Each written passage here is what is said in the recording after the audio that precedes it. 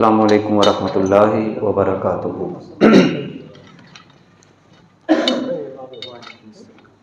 الحمد للہ رب العالمین والصلاة والسلام علی رسولہ الکریم، اما بعد فاعوذ باللہ من الشیطان الرجیم، بسم اللہ الرحمن الرحیم۔ قال اللہ تعالی فی کلامہ المجید، انما المؤمنون اخوہ، وقال اللہ تعالی فی مقام آخر، واعتصموا بحبل اللہ جمیعا۔ صدق اللہ العظیم وبلغنا رسولہ النبی الکریم الرؤوف الرحیم۔ ان اللہ وملائکتہ یصلون علی النبی یا ایھا الذین آمنوا صلوا علیہ وسلموا تسلیما۔ اللہم صل علی سیدنا وحبیبنا محمد وبارک وسلم وصلی علیہ۔ الصلاۃ والسلام علیک یا رسول اللہ، الصلاۃ والسلام علیک یا حبیب اللہ، وعلی آلک واصحابک یا رحمۃ للعالمین۔ عزیزان محترم، اللہ رب العزت کی توفیق سے حضور سید عالم نور مجسم شفیع دو عالم آپ کی خصوصی توجہات کے بغیر اللہ رب العزت نے ہم سب کو جمعے کا مبارک دن نصیب کیا۔ دعا ہے کہ اللہ تعالی ہم سب کی حاضری کو اپنی بارگاہ میں شرف قبولیت عطا فرمائے۔ اللہ رب العزت ایمان کی سلامتی، آپس میں مہر و محبت کی زندگی بسر کرنے کی سعادت عطا فرمائے۔ آج کی ہماری گفتگو کا عنوان اللہ رب العزت کی عطا کردہ ہدایات جو سورہ الحجرات میں ہیں، ان کی روشنی میں ایک مسلم معاشرے کی بنیادی خصوصیت، آپس میں بھائی چارے کا قیام انتہائی ضروری ہے۔ بھائی چارے کے بغیر قومیں آگے ترقی نہیں کرتی۔ تاریخ عالم کا اگر مطالعہ کیا جائے، سیدنا آدم علیہ السلام سے لے کر آج تک، اور بالخصوص قوموں کے زوال کی کہانی اگر مد نظر رکھی جائے تو یہ بات روز روشن کی طرح واضح ہوتی ہے کہ جن گھروں میں، جن دیہات میں، جن علاقوں میں اور جن ممالک میں باہمی طور پر فتنہ اور فساد موجود رہتا ہے، وہ گھر، وہ اقوام آگے نہیں بڑھتی بلکہ ہمیشہ پستی کا شکار ہوتی چلی جاتی ہیں۔ اور صرف ایک مسئلہ میں نہیں، جب آپس میں بھائی چارے کا قیام نہیں ہوتا، باہمی محبت، باہمی پیار، ایک دوسرے کا احترام، محبت کی فراوانی نہیں ہوتی، تو اس کا نقصان یہ ہوتا ہے کہ وہ پورا کا پورا معاشرہ تعلیمی طور پر، اخلاقی طور پر، معاشی طور پر، اور اس کے علاوہ جتنی بھی ایک معاشرتی اقدار ہوتی ہیں، وہ ساری کی ساری اس معاشرے سے آہستہ آہستہ ختم ہو جاتی ہیں۔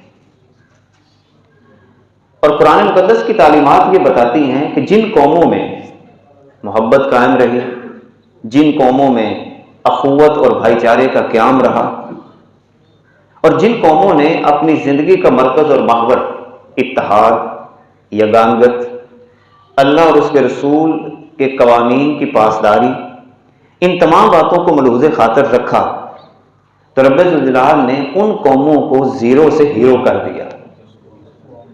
اور یہی وجہ ہے کہ اللہ تعالیٰ بھی قرآن مقدس کے اندر ارشاد فرماتا ہے کہ تم ترقی کے، اپنے آپ کو آگے بڑھانے کے اپنے طور پر کئی راستے تلاش کرتے ہو جو تمہارے اپنے ذہنوں کے بنائے ہوئے ہیں، مگر اس کا بالآخر نتیجہ یہ نکلتا ہے کہ تمہارے ہاتھ کچھ بھی نہیں آتا۔ اسی لیے رب ذوالجلال فرماتا ہے کہ اگر تم اوپر جانا چاہتے ہو اخلاقی قدروں میں، معاشی میدان میں، تجارتی میدان میں، اور اسی طرح اپنے علاقوں کو مضبوط تر بنانا چاہتے ہو تو نسخہ میں تمہیں دیتا ہوں، اللہ فرماتا ہے۔ بس ایک ہی نسخہ ہے، اللہ تعالیٰ کی کتاب کو مضبوطی سے تھام لو، اس کی عطا کردہ ہدایات کو پورے دھیان، پوری توجہ اور بغیر کسی ہچکچاہٹ کے فوراً تسلیم کرنے کی صلاحیت تم اپنے اندر پیدا کر لو۔ رب ذوالجلال فرماتا ہے اسی قرآن مقدس کے ذریعہ میں قوموں کو عروج عطا فرما دیتا ہوں۔ آج ہم جن بنیادی باتوں پر گفتگو کریں گے کہ آپس میں بھائی چارہ قائم کیسے کیا جا سکتا ہے، اور پھر وہ کون سی چیزیں ہیں جو بھائی چارے کے درمیان آڑے آ جاتی ہیں، جن کی وجہ سے آپس میں فسادات پیدا ہوتے ہیں۔ قرآن مقدس کی تعلیمات میں سب سے پہلی اور بنیادی تعلیم آپس کے بھائی چارے کی، وہ آپس کی باہمی محبت ہے، کیونکہ رب ذوالجلال نے سورہ آل عمران کے اندر آیت نمبر 103 اللہ رب العزت نے مدینہ منورہ کے باسیوں کی ترقی کا ایک راز بتایا کہ تم آگے کیسے بڑھے، اور بڑی اہم آیت ہے اگر اس پہ غور کیا جائے۔ اللہ رب العزت فرماتا ہے کہ تم اللہ تعالیٰ کی اس مہربانی کو یاد کرو کہ جب تم ایک دوسرے کے دشمن تھے تو اس نے تمہارے دلوں کے اندر الفت پیدا کر دی، پھر کیا ہوا، تم اس کی مہربانی سے آپس میں بھائی بھائی بن گئے۔ اب اس آیت پاک میں دیکھیں کہ اللہ تعالیٰ نے انسانوں کی ترقی کا ایک راز عطا فرمایا ہے، اور وہ راز کیا ہے؟ آپس میں الفت اور بھائی چارے کا قیام۔ اور اللہ رب العزت فرماتا ہے کہ تم اللہ کی اس نعمت کو پھر یاد کرو کہ تمہارے دلوں میں نفرت تھی، آپس کی دشمنی تھی۔ نبی کریم صلی اللہ علیہ وبارک وسلم جب مدینہ منورہ میں تشریف لائے، اوس اور خزرج دو قبیلے تھے، آپس کی لڑائیاں، چھوٹی چھوٹی بات پہ لڑائیاں، جن کے بارے میں آپ نے اشعار بھی سنے ہیں، کبھی پانی پینے پلانے پہ جھگڑا اور کبھی گھوڑا آگے دوڑانے پہ جھگڑا۔ یعنی جھگڑے کی نوعیت صرف یہ ہوتی کہ میں نے پانی پلانا ہے، دوسرے نے کہا نہیں میں نے پلانا ہے، لڑائی بڑھتے بڑھتے بڑھتے قتل و غارت پہ چلی گئی۔ اسی طرح کبھی تیری سواری آگے گزر گئی، میری سواری آگے گزر گئی، اس نے آج کے دور میں اگر دیکھیں تو اس نے ہارن کیوں بجایا، یہ مجھے کراس کر کے کیوں آگے گیا۔ فرمایا کہ یہ جو چھوٹی چھوٹی باتوں کی لڑائیاں تھیں، نبی کریم صلی اللہ علیہ وسلم جب مدینہ منورہ تشریف لائے، آپ نے دلوں کو پاکیزہ کیا، ستھرا کیا، اور وہ جو آپس کی سال ہر سال کی دشمنیاں تھیں وہ ساری کی ساری محبتوں میں بدل گئی۔ دیکھیں پھر اس کا نتیجہ بھی نکلا نا، جب یہ دشمنیاں محبتوں میں بدلی، نتیجہ یہ نکلا کہ اللہ تعالیٰ نے مدینہ منورہ کو ایسی ریاست بنایا کہ آج تک اگر کوئی ماڈل کے طور پر کسی ریاست کو دیکھنا چاہتا ہے تو وہ سارے کے سارے کہتے ہیں ریاست مدینہ کو دیکھ لیں۔ اب اس کا وجہ پیچھے کیا تھی؟ اللہ نے وجہ بیان کر دی کہ وہ آپس کی باہمی محبت تھی، باہمی پیار تھا، جس کی وجہ سے یہ ریاست جو ہے وہ آگے بڑھی۔ اسی طرح باہمی محبت کے حوالے سے نبی کریم صلی اللہ علیہ وبارک وسلم نے بھی ہمیں ایک بنیادی اصول عطا فرما دیا۔ محبت کیسے آگے بڑھ سکتی ہے؟ بڑا سادہ سا اصول دے دیا، جو بندہ اس اصول کو پلے باندھ لے، اپنی زندگی کے چھوٹے چھوٹے مراحل میں اس اصول کو مد نظر رکھے، یہ ہو ہی نہیں سکتا کہ آپس میں محبت پیدا نہ ہو۔ اور اصول کیا ہے؟ کائنات کے آقا نے فرمایا قسم ہے اس ذات کی جس کے قبضہ قدرت میں مجھ محمد کی جان ہے صلی اللہ علیہ وسلم، فرمایا کوئی شخص اس وقت تک مومن نہیں ہو سکتا جب تک کہ اپنے بھائی کے لیے وہی پسند کرے جو اپنے لیے پسند کرتا ہے۔ کتنا بڑا اصول آقا کریم علیہ الصلوۃ والسلام نے دے دیا۔ یعنی میں خود سوچوں کہ میں کیا پسند کرتا ہوں، یقیناً میں پسند کرتا ہوں کہ کوئی مجھے گالی نہ دے، تو اب اگر میں پسند کرتا ہوں تو مجھے بھی چاہیے کہ دوسرے کو گالی نہ دوں۔ اگر میں پسند کرتا ہوں کہ میرا احترام ہو تو مجھے بھی چاہیے کہ میں دوسرے کا احترام کروں۔ اگر میں پسند کرتا ہوں کہ میری طرف کوئی بری نگاہ سے نہ دیکھے تو اگر میں یہ پسند کرتا ہوں تو مجھے بھی چاہیے کہ دوسرے کو بری نگاہ سے نہ دیکھوں۔ دیکھیں، اگر میں یہ چاہتا ہوں کہ اگلا بندہ مجھے ملے تو میرا دل خوش کر دے، یعنی خندہ پیشانی سے ملے، منہ بسورا ہوا نہ ہو، ماتھے پہ بال نہ چڑھے ہوئے ہوں، بلکہ بڑی خندہ پیشانی کے ساتھ مجھے ملے، اگر میں یہ چاہتا ہوں کہ دوسرا بندہ مجھے ایسے ملے تو مجھے بھی چاہیے کہ میں وہی انداز اختیار کروں کہ دوسرے کو خندہ پیشانی کے ساتھ، محبت کے ساتھ اس کے ساتھ ملاقات کروں۔ اسی طرح اگر میں یہ چاہتا ہوں کہ میرے مال پر کوئی بندہ اپنا ہاتھ آگے نہ بڑھائے تو مجھے بھی چاہیے کہ میں دوسرے کے مال کی طرف اپنا ہاتھ آگے نہ بڑھاؤں۔ کتنا بڑا ضابطہ اللہ کے نبی صلی اللہ علیہ وسلم نے ہمیں عطا فرما دیا کہ اگر تم مومن یعنی ایمان کی کیفیت کو اپنے دلوں میں جذب کرنا چاہتے ہو تو ایک ضابطہ اپنا لو، جو تم اپنے لیے پسند کرتے ہو وہی دوسروں کے لیے پسند کرنا شروع کر دو عملی طور پر۔ اب آپ اس کا پریکٹیکل کر کے دیکھ لیں، گھروں میں، بازار میں جاتے ہوئے، مارکیٹ میں جاتے ہوئے، یہ چھوٹی چھوٹی عادات آپ زندگی کا حصہ بنائیں، انشاءاللہ تعالیٰ اس کا نتیجہ یہ ہوگا کہ اللہ تعالیٰ دلوں کے اندر مہر و محبت کو پیدا کر دے گا۔ دوسری چیز بھائی چارے کے حوالے سے جو شریعت اسلامیہ ہمیں تعلیمات دیتی ہیں کہ اچھے اخلاق کی آبیاری کی جائے، حسن اخلاق۔ آقا کریم علیہ الصلوۃ والسلام نے ہمیں ایک خوبصورت ضابطہ دے دیا کہ تم میں سے بہترین وہ ہے جس کا اخلاق اچھا ہے۔ اسی طرح نبی کریم صلی اللہ علیہ وبارک وسلم نے ارشاد فرمایا، اخلاقیات کے اندر بہت ساری چیزیں آتی ہیں، انسان کا بیٹھنا کیسے ہے یہ بھی اخلاقیات میں ہے، چل کیسے رہا ہے یہ بھی اخلاقیات میں ہے، اسی طرح راستے کے اوپر اگر سفر کر رہا ہے تو اس کی باقاعدہ اخلاقیات ہیں، کسی دفتر میں گیا ہے اس کی الگ اخلاقیات، یعنی ہر جگہ کی الگ الگ طور طریقے ہیں۔ چولہے کے اوپر بیٹھا ہے گھر کے اندر، اس کی الگ اخلاقیات ہیں، بچوں میں بیٹھا ہے تو وہاں پر کیسے اس نے اپنا زندگی بسر کرنی ہے۔ تو نبی کریم صلی اللہ علیہ وسلم نے اسی طرح اخلاقیات کے مختلف پہلو بیان کیے، زبان کے حوالے سے، آنکھ کے حوالے سے۔ مشکات المصابیح کی روایت ہے، نبی کریم صلی اللہ علیہ وسلم فرماتے ہیں کہ آدمی کے گناہگار ہونے کے لیے اتنا کافی ہے کہ وہ زبان دراز ہو، فحش باتیں کرتا ہو اور بخیل ہو۔ گویا کہ نبی کریم صلی اللہ علیہ وسلم نے ان تین برائیوں کا بالخصوص ذکر کیا کہ جس کی وجہ سے انسان کے اخلاق کے اندر کمزوری واقع ہو جاتی ہے، اور ساتھ ہی فرما دیا کہ اس شخص کے گناہ کے لیے اتنا کافی ہے کہ اس کے اندر تین بری خصلتیں ہوں۔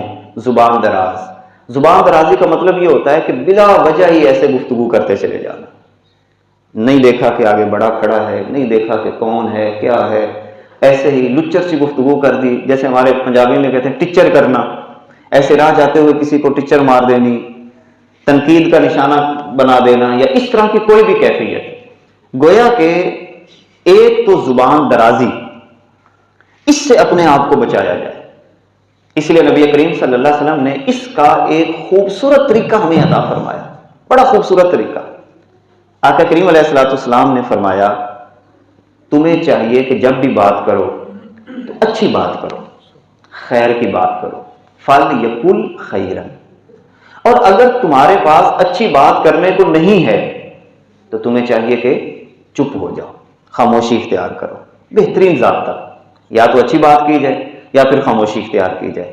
اور اگر ایک بندہ برائی کی بات کرنے پہ قادر تھا، اس کے ذہن میں خیال آیا کہ میں اس کو گالی دے دوں، میں اس کو برا بھلا کہہ دوں، راہ جاتے ہوئے دوست احباب بیٹھے ہوئے تھے، بات کسنے کا اس کے دماغ میں آ گیا کہ میں اس پہ کوئی نہ کوئی بات کسوں، اور وہیں پہ رک گیا کہ میرا اللہ مجھے دیکھ رہا ہے، حالانکہ اس نے کام کچھ بھی نہیں کیا مگر صرف روکا ہے اپنے آپ کو، اللہ رب العزت اس کے اس عمل پر بھی اسے اجر و ثواب عطا فرماتا ہے۔ اس لیے اپنی زبان کو کنٹرول کرنا انتہائی معنی خیز ہے، اور یہ اتنا اہمیت کا حامل ہے زبان کو کنٹرول کرنا۔ آقا کریم علیہ الصلوۃ والسلام آپ نے باقاعدہ ارشاد فرمایا کہ میں نے جہنم میں لوگوں کو دیکھا کثرت کے ساتھ دو باتوں کی وجہ سے۔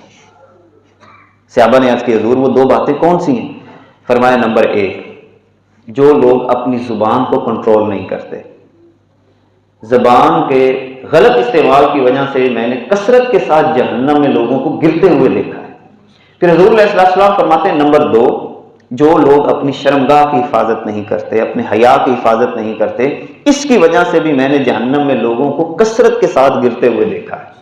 اس کا مطلب یہ ہوا کہ زبان کی حفاظت انتہائی اہم عمل ہے۔ حدیث پاک میں آتا ہے صبح صبح جسم کے سارے اعضاء، ہاتھ، کان، ناک، پاؤں، جتنے اعضاء ہیں، یہ باقاعدہ زبان کو منت کرتے ہیں، ہاتھ جوڑتے ہیں۔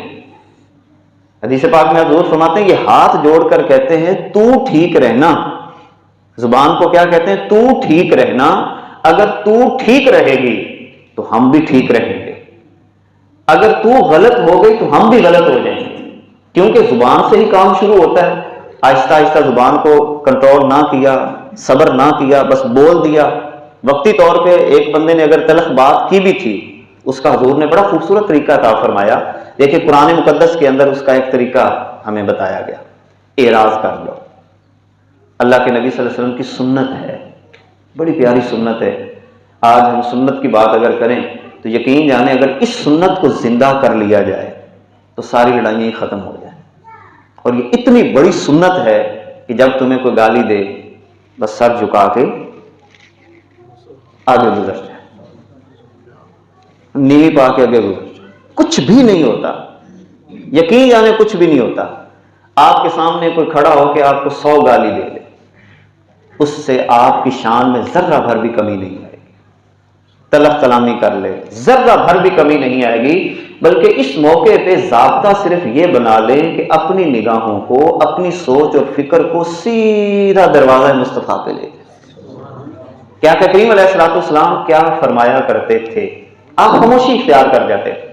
بلکہ ایک دن حضور مدینہ منورہ کی گلی میں جا رہے ہیں، اب دیکھیں سید الانبیاء ہیں، دونوں جہانوں کے آقا، اس کے مقابلے میں ہماری تو اوقات کسی کھاتے کی ہی نہیں ہے۔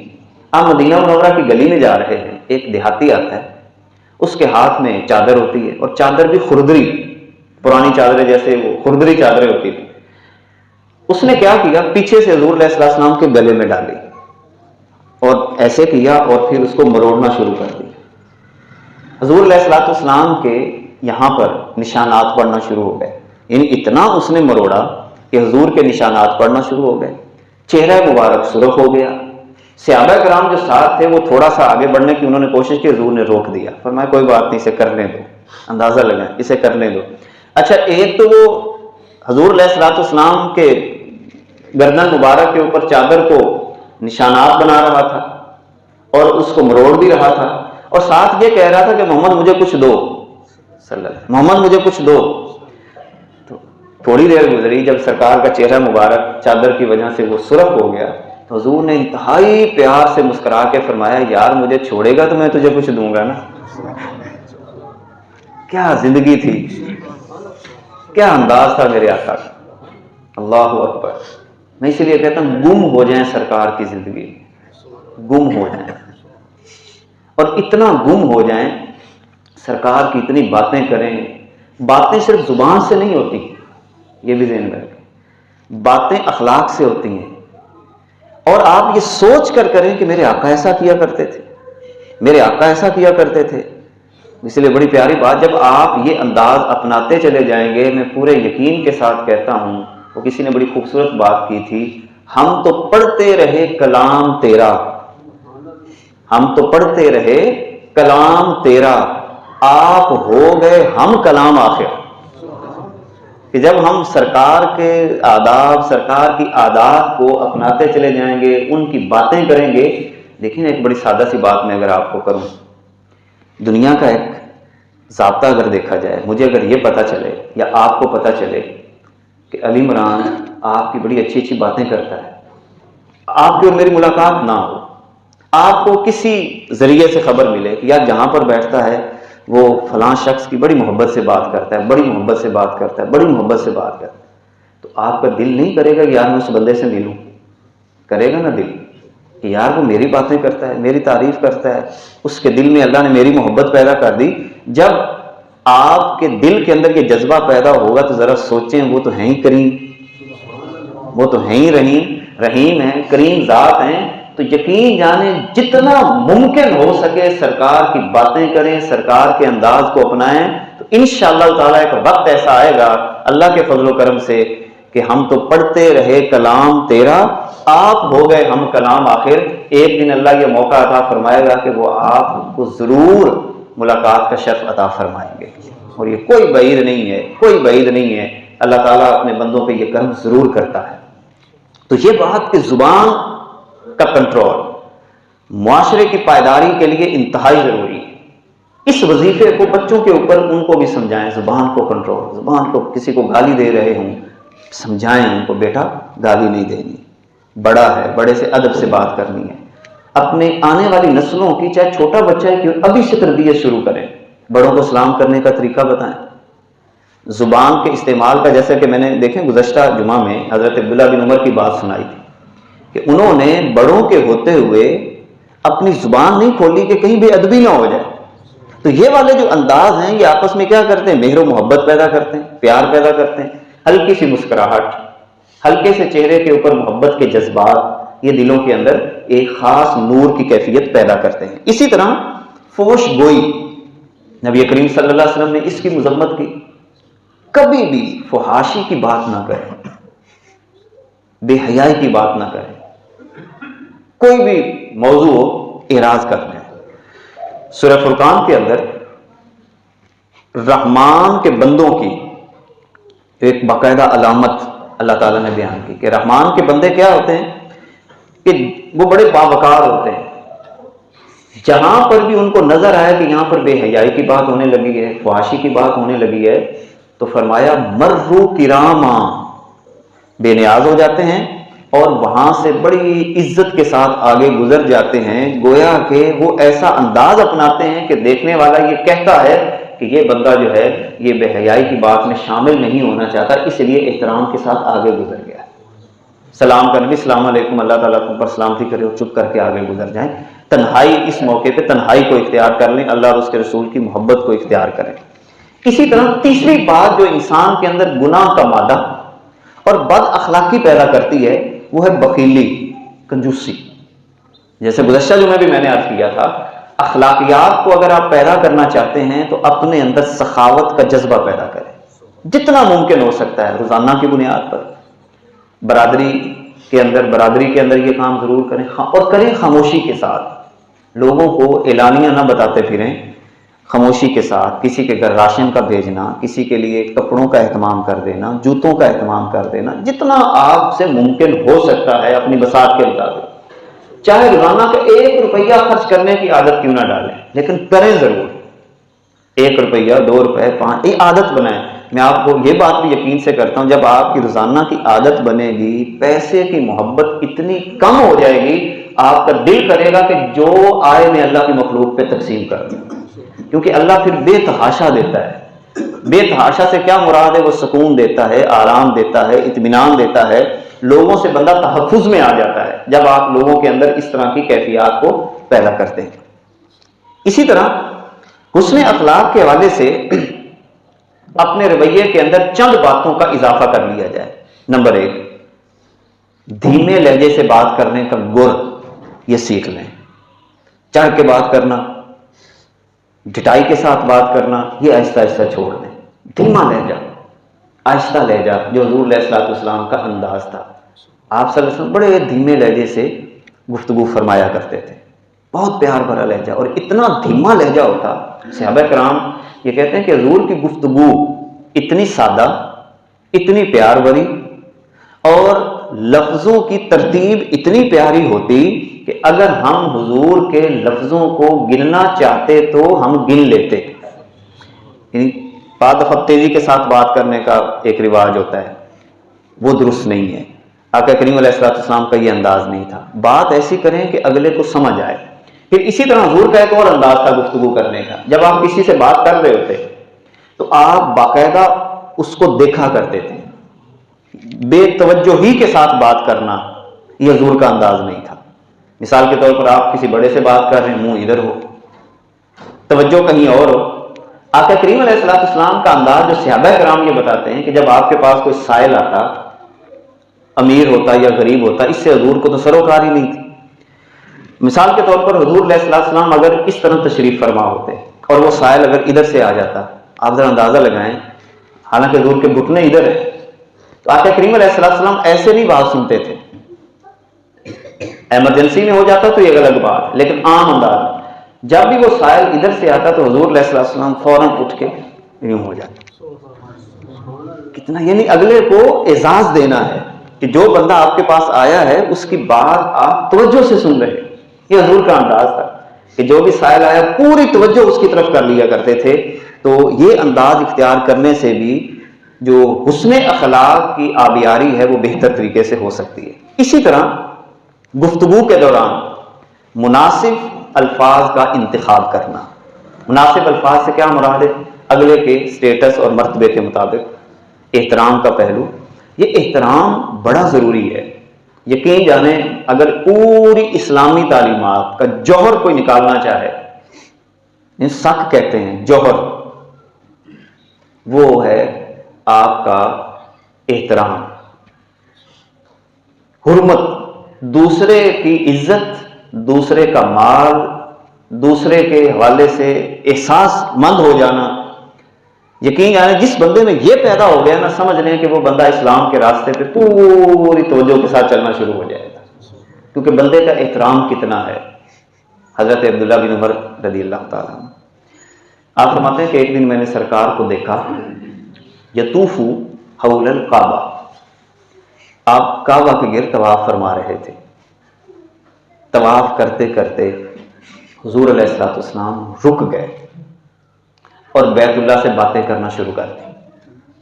صحابہ بھی ساتھ ہیں۔ اصل میں سرکار کے سمجھانے کا وہی انداز، جیسے میں پہلے عرض کر رہا ہوں، سمجھانے کا ایک انداز تھا۔ حضور فرمانے لگے، اے کعبہ، تیری کتنی عزت ہے، تیرا کتنا مقام ہے، تیری کتنی کشش ہے، اور تیری خوشبو کتنی پیاری ہے۔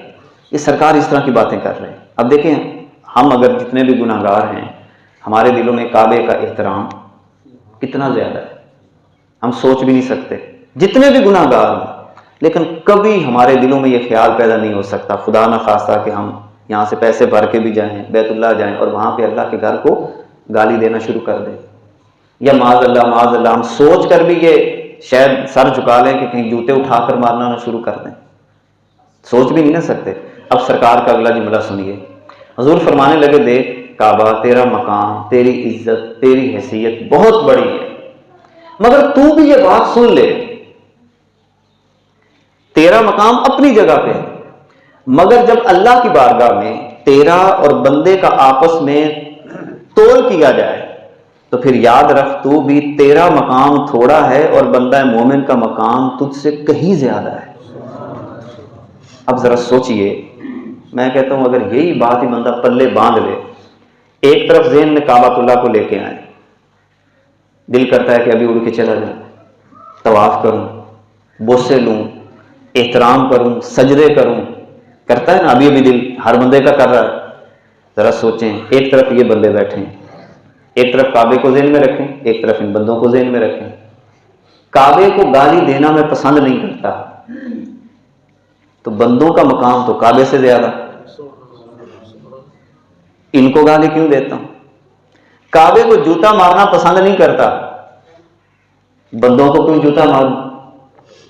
کعبے کو ذلیل کوئی کرنے کی کوشش کرے، کوئی گفتگو کرے گی، میرا خون کھولنے لگ جاتا ہے کہ اللہ کے گھر کے بارے میں بات کر رہا ہے، اور ادھر میری کیفیت خود پائمالی کرتا ہوں۔ اس لیے نبی کریم صلی اللہ علیہ وسلم نے فرمایا، لحرمت المومن عند اللہ اعظم منک، اللہ کی بارگاہ میں بندہ مومن کی حرمت اے اللہ کے گھر تجھ سے بھی کہیں زیادہ ہے۔ تو یہ ضابطہ حیات اگر ہم اپنی زندگی کا حصہ بنا لیں، یہ پریکٹس کرنی پڑتی ہے، اس کے لیے تھوڑا سا مشق کرنی پڑتی ہے، غور و فکر کرنا پڑتا ہے، یار جس کو میں گالی دینے لگا ہوں تو میرا کیا بنا؟ اچھا اگلی بات بھی ذہن میں رکھیں، ہم یہ جو سمجھتے ہیں نا ہمارے مسائل ہیں، کیفیات ہیں، یا دل کا سکون کیوں نہیں ہے، اگر ہم غور کریں کعبۃ اللہ کی تاریخ کو پڑھیں، ابرا بادشاہ اس کی تاریخ کو پڑھیں، اس کے پہلے بادشاہ آئے جنہوں نے کعبۃ اللہ کے خلاف کوئی نہ کوئی منفی اقدام اٹھانے کی کوشش کی، گرانے کی کوشش کی۔ آپ پوری تاریخ پڑھیں، جس قوم نے بھی بیت اللہ کو بری نگاہ کے ساتھ دیکھا ہے اللہ نے اس قوم کو تباہ کیا ہے۔ الم تر کیف فعل ربک باصحاب الفیل، اصحاب فیل کا ذکر اللہ نے قرآن میں کیا، حتیٰ کہ قرآن یہ کہتا ہے کہ جو لوگ، آپ اندازہ لگائیں، اللہ اکبر، کعبے کا مقام تو اپنی جگہ پہ، جو جانور، قرآن مقدس میں آتا ہے، جو جانور حاجی لے کے جا رہا ہو، اور اس جانور کا احترام بھی ضروری ہے جو بیت اللہ کی طرف جا رہا ہے، اور اگلی بات تو یہاں تک فرمائی کہ اس جانور کا احترام بھی اپنی جگہ پہ، اس جانور کے گلے میں جو گانی ہے لٹکی ہوئی ہے، تمہارے لیے ضروری ہے کہ چونکہ بیت اللہ کی طرف جا رہا ہے اس کا احترام بھی تم نے کرنا ہے۔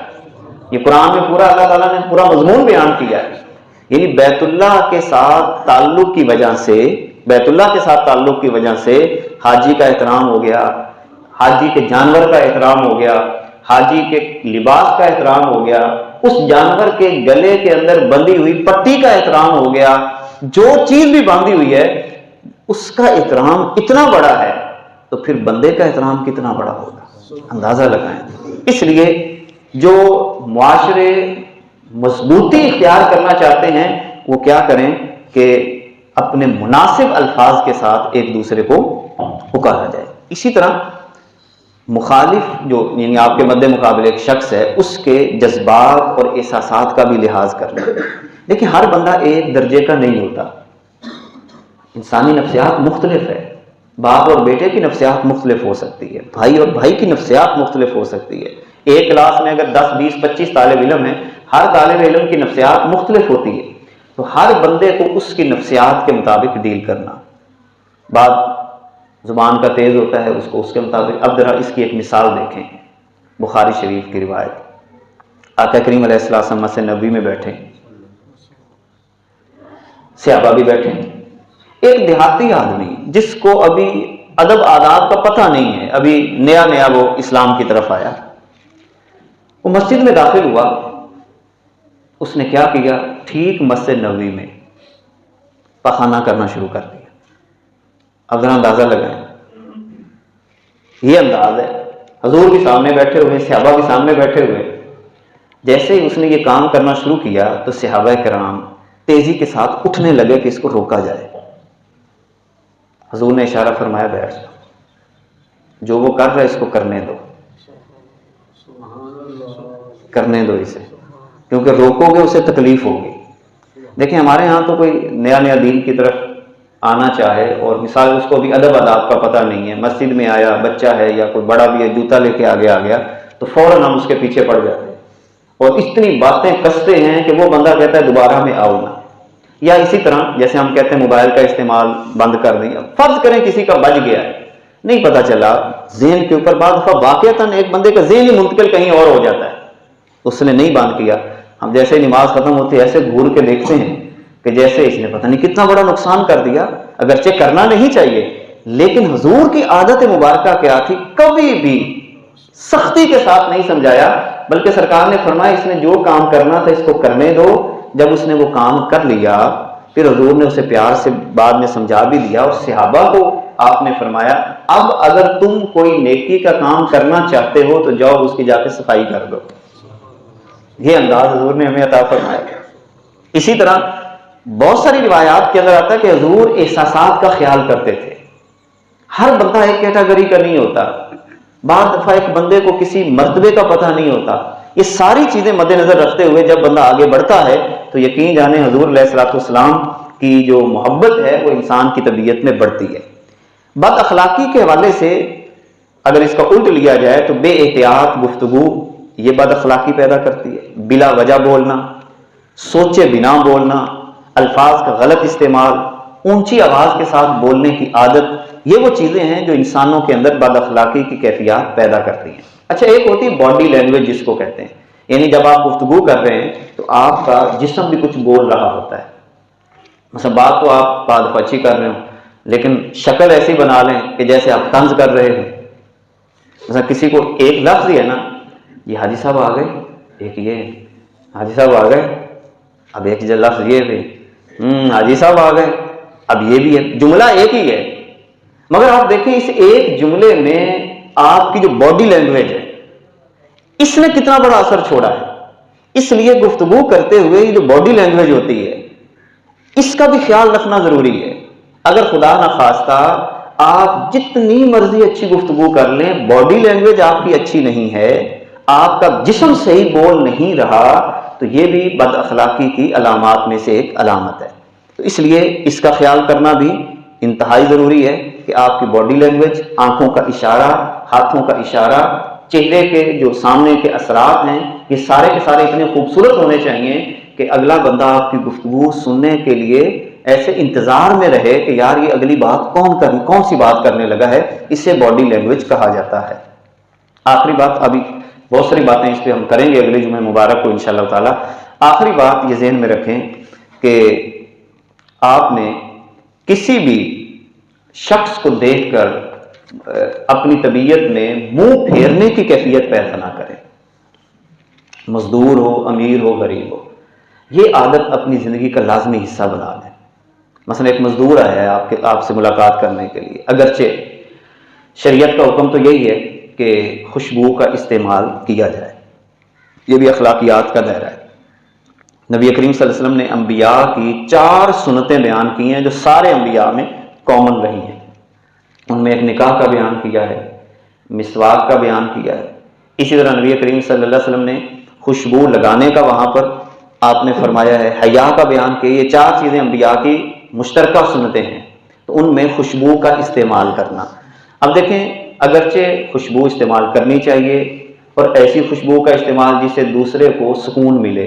بات ہم ایسی تیز خوشبو استعمال کریں جس سے دوسرے کو سکون نہ ملے تو یہ بھی شرعی طور پر درست نہیں ہے، یا ہم دوسرے کو تکلیف دیتے ہیں. نارمل سی ہو. اچھا، اب ایک نے نہیں استعمال کی اور وہ آپ سے ملاقات کرنے کے لیے آ گئے، تو اب وقتی طور پر آپ اس سے بیزاری نہ کریں، اسی طرح محبت سے ملیں، اسی طرح پیار سے ملیں.